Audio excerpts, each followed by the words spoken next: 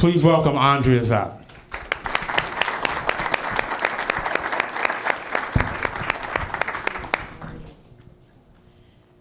Hey everybody, I understand I'm the thing between you and lunch, so great. My name's Andy Zopp. I am the managing partner of Cast Us, and as Lauren said, I also spent some time have spent really the last 10 years in economic development in this city. I am passionate about the need to rebuild these communities and by investment.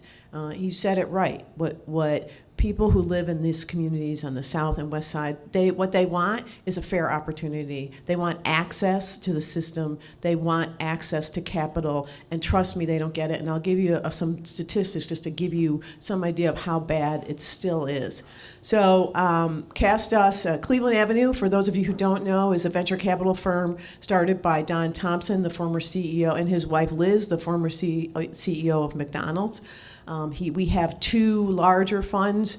We have a $100 million fund, Cleveland Avenue Food and Beverage Fund, and a $100 million Cleveland Avenue Food and Beverage Fund, and a $500 million food and beverage fund that focus on investments in the food and beverage and related technologies. When Don was starting Cleveland Avenue and building those funds, even though he came from the background that he came, even coming from being the CEO of McDonald's, he faced challenges raising capital. And he learned and saw firsthand the challenges that Black entrepreneurs, Latinx entrepreneurs, and women entrepreneurs have. And let me just give you some statistics. In 2021, Black entrepreneurs got 1.2% of VC funding. Women, Latinx, 2.2%, and women are 2.0%, and women was 2.2%. That was in 2021. There's a $146 million gap between supply and demand and capital needs in Chicago alone.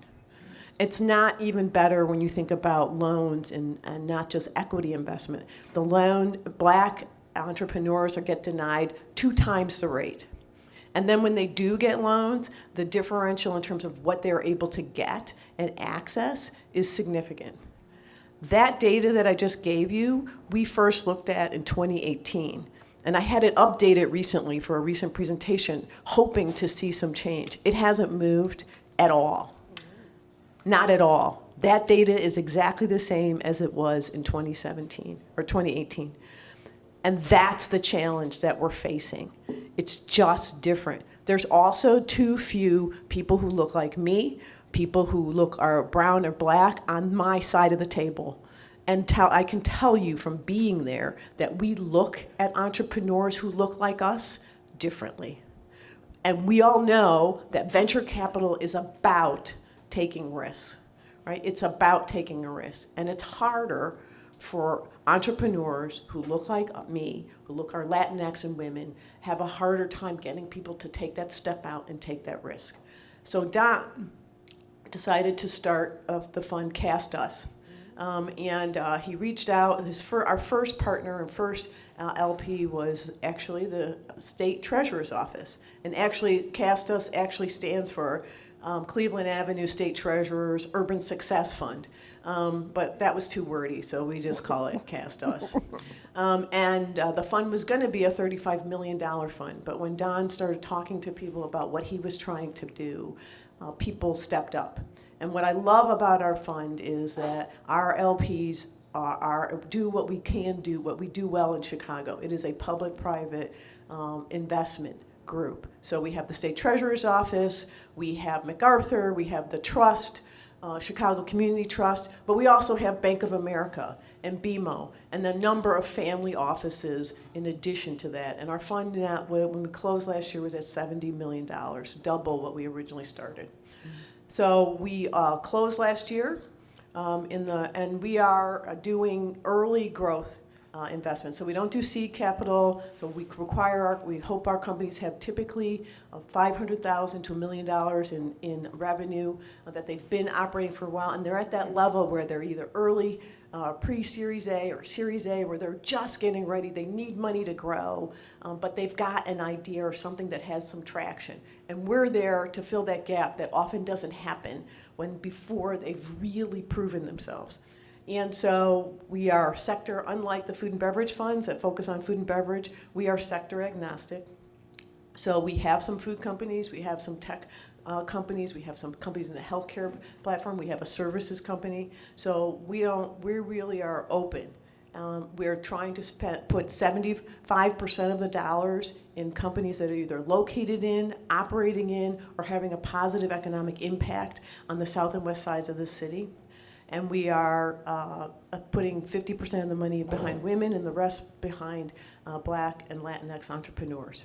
So far, we have 12 companies, and we've invested about a third of the fund. And they are, as I said, they cross the gamut from healthcare, tech, to services, and we're really excited. We're meeting those parameters. The hardest parameter that we're having a challenge with is finding companies that are, not surprisingly, operating on the south and west sides of the city.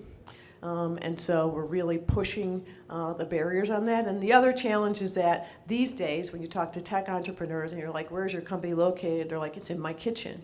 And you're like, where's your CTO? He's like, well, he's in his kitchen or her kitchen.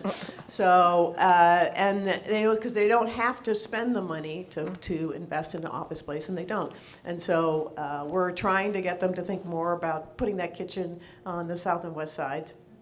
And we're pushing that. But the point is, and the real goal here is to help these companies grow, and we are a venture fund. We have return objectives and goals, but our objective is to build wealth in the communities, and particularly in the south and west sides, and with Black and brown and women entrepreneurs.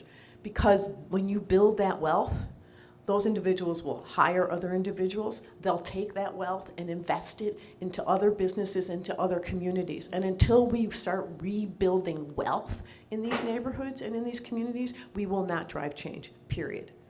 That's what we have to do, and that's what access to capital is all about, and why what you're doing is so important. So I want to thank you for taking the time to be here and what you're going to learn, what you've already learned and what you will learn. Thank you for having us here. We are passionate about this work because we know it makes a difference and we know it changes lives. We've seen that happen, and we also know that these entrepreneurs are amazing. They are amazing. They are resilient. They are strong, and they are creative. And if you give them a chance, they will deliver for you. So thank you for having me, and I look forward. I'll be with you this afternoon too, as well. Any questions? Sure. Question. They're hungry. Okay, so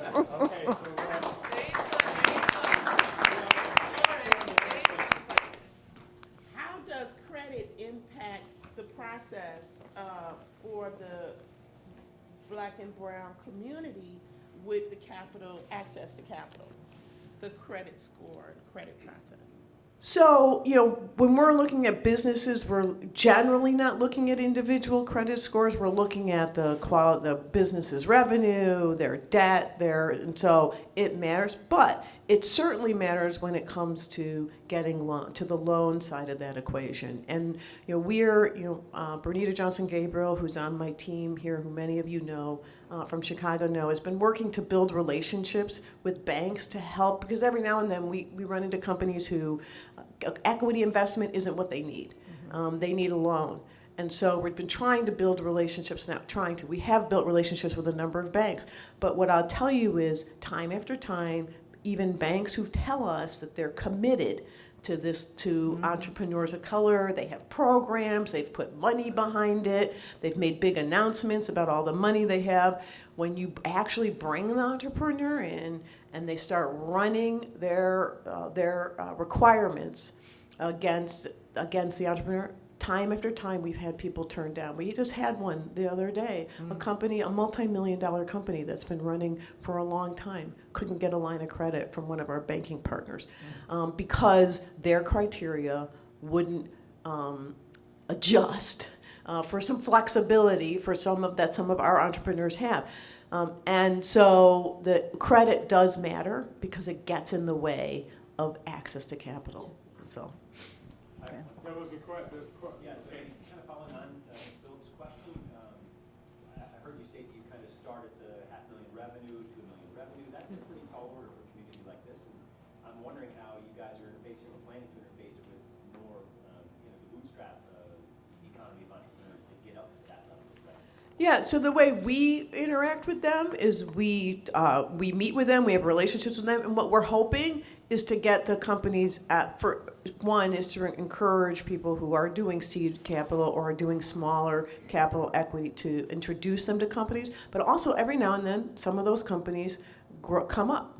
And so we get a lot of our referrals from community-based small business, entrepreneurial support organizations. That's where we get a lot of our companies from. So that's our interaction is for those companies that actually do take that step up or are there and are growing, that they that we're available to them. The other thing that we're doing at Cleveland Avenue is we hope to launch later this year something called the Entrepreneurial Development Leadership Institute, EDLI, the Frederick Douglass Entrepreneurial Development and Leadership Institute, which is aimed at addressing the challenges of companies that come to us that are not ready for investment to us. And that program will assess entrepreneurs, tell them what they need, and then connect them to those resources in the community. We are not going to deliver services. We are going to connect entrepreneurs to the services that exist because we have a very strong entrepreneurial support ecosystem here in Chicago, but oftentimes business owners don't know where to go. They're like, I don't know what I need. I just know that, I don't have a great finance system, or I don't know exactly what I need. So we're going to assess them, give them a coach, and push them in the direction of the resources that are available. So that way, hopefully, they then will be able to grow and then be better positioned to get the capital that they need, to get the loan that they need, and to get the support that they need to grow their business. We do have some companies with less than $500,000 of revenue. I'm just trying to set the bar. These two real quick, and then we're gonna eat. Well, that was somewhat in that sort of a question. I am Latin, and I do a lot of work in Latin America where things are just as difficult for people of a certain social status. And the problem is the risk assessment. When it comes to the interest rate that they get charged and the terms that they get, even if they end up getting the loan, they're just prohibited. It's just the failure waiting to happen. How do you address that gauging of? Right. So we've not been for pure loan products, which we do some convertible loans for some of our investments, but for pure loan products, this is the challenge. We haven't addressed it successfully yet. We're working with our banking partners, and we met with somebody yesterday who's going to run a fund funded by Exelon, which is one of our energy companies, that's going to have loan products. Who says their criteria will be different. We'll see. So far, a lot of the banks, the more traditional banks that have said they're going to, haven't been able to get there, and it's a problem. It is an issue for which I don't have a great answer. We got one more question back there in the corner, and then we're gonna. You said you're a strong F&B. I just wonder what other verticals you invest in, and also geographical scope. Yeah, so we are, Cleveland Avenue is food and beverage. Cast Us Fund has a couple of food companies, but we're also, we have a couple healthcare companies, we have an AI document review company, we have a services company, and our focus is Chicago, but we have some companies that are outside. We can do about 25% of the fund outside of Chicago, and we don't really care where. Okay. Thank you. Thank you, Andrea.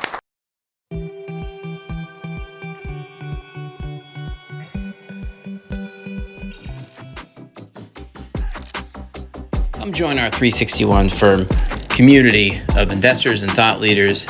We have a lot of events created by the community as we collaborate on investments and philanthropic interests. Join us.